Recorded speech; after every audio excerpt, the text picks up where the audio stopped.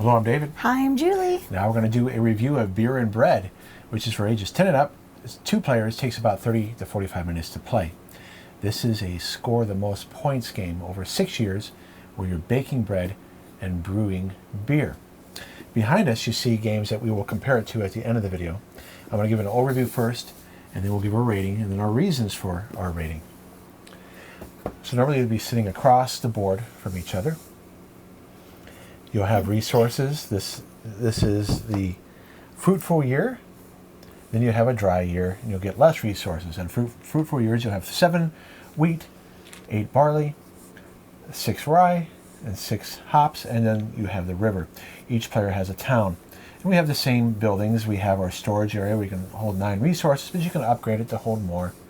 You have your brewery, mine's over here. Your bakery, and mine's over here. Each player will begin with 5 cards, and you'll combine the decks like this. And it's important to point out that when you upgrade things, you can collect sets. So there are 3 different types of bread, as you can see here. And some upgrades will give you additional coins. That's what you're trying to get, is the most coins, because if you bake this bread, it's worth 7, this one's worth 8, this one's worth 5. But there are upgrades that if you have at least the 3 different types of bread, you get additional coins. Or if you have the 3 types of beer. Now this is a multi-use card game, meaning that we'll start out with 5 cards. You will select one from your hand, and you could use the top, the middle, or the bottom.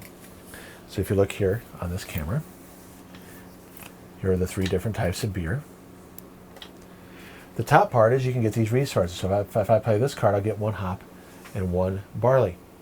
If I have enough of these resources in my storage, if I have 3 water, a rye, 2 barley, and a wheat, I can brew this beer for 9 coins. And on the bottom, you can also play it for this upgrade value. So these are all cleanup upgrades or storage upgrades. You can get an additional storage here. Means that when you remove a bread card from your bakery, you get a water. There can be things that you get at the seeding phase.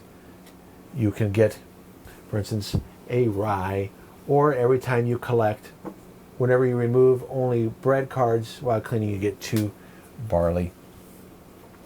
There's other upgrades too. End of turn upgrades, like for this one right here. At the game end, for every 2 bread cards that you sold, you gain 1 extra coin for bread. And that's where you'll be keeping track here. This is a game where you only get as many points as your least scoring category. Here is beer and here's bread. Now this is 2 games ago. You can watch her how to play to see how it's different. But Julie got 19 coins worth of beer. And her upgrades, those coin cards that you see right here, she was able to get an additional 3 coins. So her total beer was 22. My beer was 25 and 2. So I had 27. But my 27 is not circled because my least scoring category was 24. So Julie almost beat me. I had 23 bread and 1 additional upgrade coin. So I had 24 versus 22. So that was a very close game. So you have to bake bread and beer in almost in equal amounts to get the most points. So when you're watching the How to Play and playthrough, you'll see us saying, well, wow, I baked already 12 points worth of bread, but I don't have any beer, so I have 0 points right now. Mm-hmm. So sometimes you'll focus on a particular category. So one thing is that we'll start out with 5 cards each, and then I will play a card, and then I'll pass the remaining 4 cards to Julie. Then she would have selected one of her 5 and pass it to me, and we'll pass back and forth during plentiful years. And the interesting thing is the cards that you use to generate resources. So if Julie had these 2 cards to generate resources, she would have gotten, the first time she played it, she would have gotten a hop and a wheat.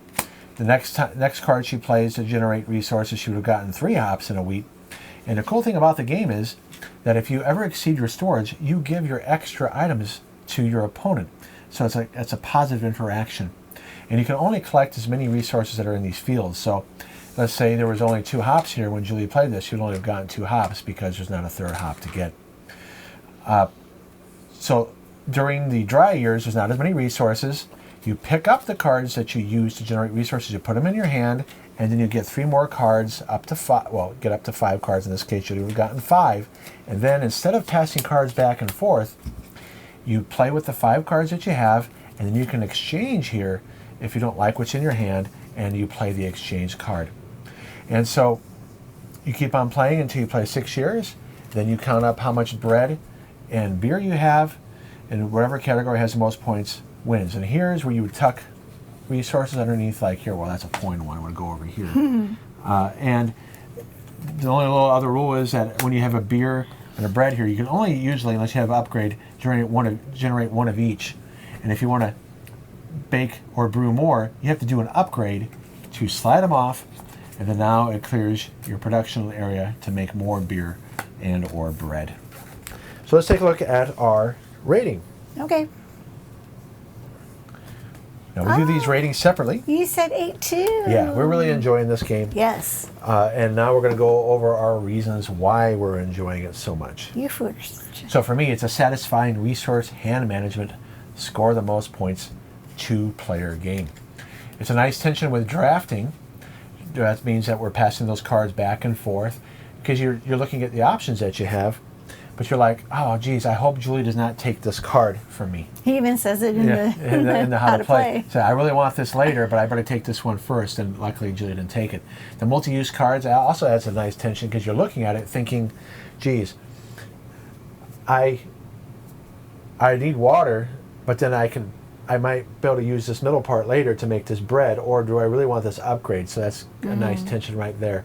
So you get a lot of bang, so to speak, for these cards. Oh, yeah. It's a nice way to have a limited amount of components, but the components do a lot of work. The scoring and different actions that you take, for instance, are you going to upgrade? Are you going to harvest? Get the resources. Are you just going to make bread? Produce. And then the phase mechanics of going from fruitful year to dry year, and where you pick up those cards. That's neat. Because that's another level of strategy is, okay, I'm going to use this card to generate resources, and I know I'm going to get it back during the dry year. Then I could use either the bottom or the middle to make something. So the positive player in action, the fact that if you produce too many resources, you give it to your opponent. And that's a great way. It's not allowed to take that in this, other than denying somebody something. I mean, you could. But sometimes you don't even realize you're doing that either.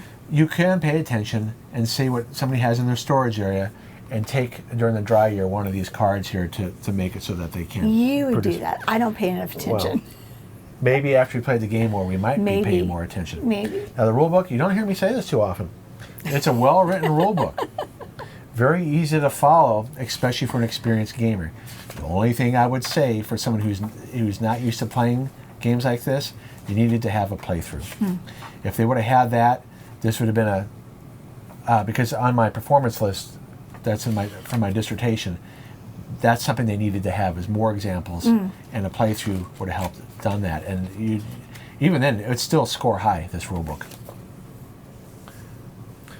Quality pieces and art. I mean, for the value here, the fact that this game is what it's priced at, you get wooden pieces, you get cards that are a decent coating. They're better than average. They're not the highest quality, but they're better than average. And this is a nice board right here as well. And then what was my last thing? So the theme may not be appropriate in some settings. So you're not, even though this would be great to teach economics, Can't do it at school. you can't teach it at school unless it's like a college level course. So I couldn't bring this into school. Even if it was after school, I couldn't bring it. So that's the only thing that I would say is the theme would hurts the game. That this is great for teaching math, strategy. That this is actual. I mean, beer was produced long ago as one of the first inventions of humankind, because that's how you dealt with dirty water. All you had was water back then. Right. So what's something you can do? Let's make beer because I'm sick of drinking water. True. And you can store it, whereas water can have issues. That's a good point. All right, so let's see what you had to say. All right. Well, I said this is an interesting 2-player card game, which it really is. The components are excellent. I like the art on the cards and on the board. very easy to learn and play. And once you understand the cards, the playtime goes rather fast because you're not sitting there really thinking hard about trying to figure out what the card is. You have a chance when you're waiting for your turn to realize, okay, which one am I going to do while the other person is doing their turn. So it can go rather quickly. When we saw this, I think it was Gamma. Yeah. I told David, I'm like, we got to get this game. Right. I just fell in love with it the second I saw it. We bought this game on our own, and we're glad we did. Definitely. I can usually tell when a game is worth owning, and when they explained the different actions, and the fact that you don't have a ton of resources, that it was going to be a tight game, that I knew it was going to be good. Oh yeah, I'm really happy we bought this game. And you talked about the art. I talked about everything. Oh, you did it right? I zipped right through it. Okay, so there you go. Because I was adjusting things. All right, so let's take a look now at how it compares to other two-player games. So behind us, we have over 50 games that are two-player only. But I picked the ones off the shelf that had theme. Now, we could have done the abstract ones, but it's not fair to compare this to abstract games. So let's take a look at what we have here. So one of our favorite games, and we haven't done this on camera yet, is Seven Wonders Duel. So, how would you compare? Do you like them both? I like them both. Yeah, we haven't played this in a while, just because we just haven't. There's other games we've been playing, but we do need to play this again. I like them both. Yeah. And this is a similar rating. We just haven't had a chance to play it. True. The only thing that makes me hesitant to play this one over this one is that now with the expansions, when you add expansions into games, it makes it more complicated, and you're like, do I really want to deal with playing it? That's true. So this is the reason why we haven't played this one as much, because we have expansion fatigue. Yeah. In fact, we have an unopened expansion that we haven't tried yet. Oh, geez. Okay, Rocketeer. It's based on the movie. What would you rather play, this or Rocket? Yeah, I'd rather play Beer and Bread. This is fine, but because it's so focused on the movie, you only play this when you're in the mood for it, so to speak. Like after you've watched the movie or something. It's still a good game. Oh, yeah. Although it's a little fiddly with the rules. So I'm not looking forward to relearning that game. Okay, First and Goal. This is one of the better football games, and we have all the dice expansions, I think, for it. Yeah, see? We haven't even opened some of them. But this is you roll the dice, which you like. You like dice rolling games. I do. And we maybe play this once a year, because although it's a good football game, we don't play a lot of football. It still is. Yeah, we'll still play Beer and Bread. But if you're looking for a good sports football game, that one's decent. It is good. It is very good. Okay, so the next one is Raptor. We have fun with this one, but it's a take that game. You're going after each other. Do this one. This is very direct conflict. The problem with this game, it's not balanced. I believe the Raptors have an easier time. I think so. That's why you always give it to me. Right. So that's part of the problem, is that the sides aren't balanced. And I suppose there's a new edition where they tried to fix that. I don't know if they did. We still enjoy it. Yeah. And because I play these games, I'm more successful at these types of games. I give Julie the Raptors. So it's kind of fun for me to try to beat her. But she's been beating me a lot. I've been doing pretty well with that game. Okay, here's Julie's favorite game. Not even close. Yeah, she won't play this game with I will not play it. So no. He'll play this with our oldest son, Eddie. Yeah, even my son doesn't like this game. This game's cool. I do enjoy this game. It's longer. But Julie will not play this one. David Jr., that's who he meant, won't play this game. So Eddie, our oldest, will play it. So just keep that in mind for those of you who are into historical games. This is... Julie's not into that game. Nope. Now this game we haven't played in a while. We did this for another channel. And this is a cool deck building game. We need to play this again. I honestly don't remember this game at all, so I can't judge. So she doesn't remember. No. But the fact that she doesn't remember it tells you that she hasn't been wanting to play it off the shelf. In other words, when we walk by her shelf, she hasn't even thought once probably about wanting to play this, have you? So we need to play this again. I like this game, but we haven't played this in 2 years. I don't. So there you go. I don't remember it at all. The one that's probably the most competition for this is Seven Wonders Duel. Yep. And only it's because of all the colors are even similar. Well, it's only because of all the expansions that I'm like, I don't really want to deal with it. And then this is just easy to get to the table and start. And you might be like, well, why don't you play without the expansions? Well, yeah. And then I got to separate the expansions. So again, it's that expansion fatigue that sometimes is a double-edged sword. Where you don't play a game for a while because you don't want to deal with the expansions. It's true. Yeah, All this right. one's good. So we highly recommend Beer and Bread. Very Excellent much. 2-player game. Awesome. Please don't forget to like and subscribe. Please tell your friends, and we'll see you in the next video. All right, bye-bye. Bye.